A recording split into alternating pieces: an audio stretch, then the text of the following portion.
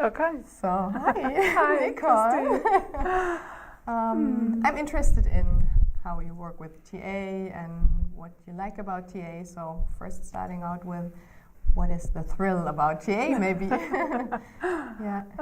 Yeah, it's nice to be here with you firstly. Thank you. And the thrill about TA for me is that through getting to know TA and learn TA and doing all the self-reflection work with TA, I would say I became who I mean to be. Mm-hmm. So that's for me to start off the thrill. Mm-hmm. And as a professional consultant and counselor, the thrill is that I, with the attitude of okayness in the background, I have a lot of very handy models to explain things that are observable or reflectable, and to in a very easy to use and to understand language.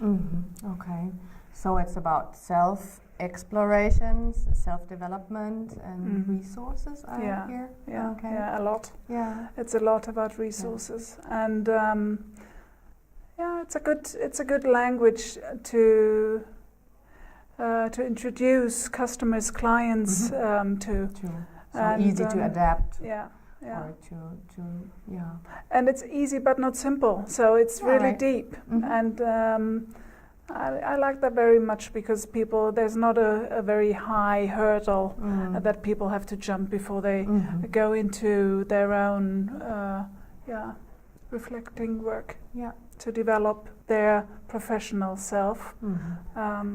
So that's what I like. Okay, so that's kind of how you used TA. So how do you use TA today? Yeah, in your work. I would like to give an example for that. Just, I think last week or the week before, I had a process where two women, colleagues in a team, they had a real nasty argument or issue with each other, and it was they didn't call it conflict, and while I talk to you I see that I don't call it conflict too, but it was a conflict, yes. And through using the drama triangle, they really understood about the dynamics, and they saw the needs that are connected with their tendency to go into one or two of the roles in the drama triangle. So they could voice, first they could see, and then they could voice what their needs are, and so they found a way to step out of this dynamic within the session, and now they're in a phase where they try this out in their everyday life, and we will come together next week and see where they are and what they experienced in self-reflection, but as well in the context with each other. So that would be one really tangible example. And you also mentioned a model, a TA model, which you use. Is there another one, or is this the one you use very often?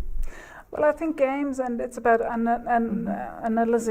analyzing games, is so for that the drama triangle is very good, I think, combined with the winner triangle in the background. I really like the functional ego state model, and I use it in a way that Susanna Temple developed the functional fluency model, because the language in the functional fluency thing is very much adapted to the organizational and business and managing world. So people very easily adapt to when you talk to them, for example, about marshmallowing, everybody knows in an instant and goes like, "Ooh, yeah, that's what I do." So I like that. It's really adaptive. And I think this is in general very nice, and that's what I really like, to adapt models and concepts that come from the psychotherapy world, to adapt them to the counseling world and to the business context and working with managers. It's really interesting, and it's it's not easy, but it's really very good.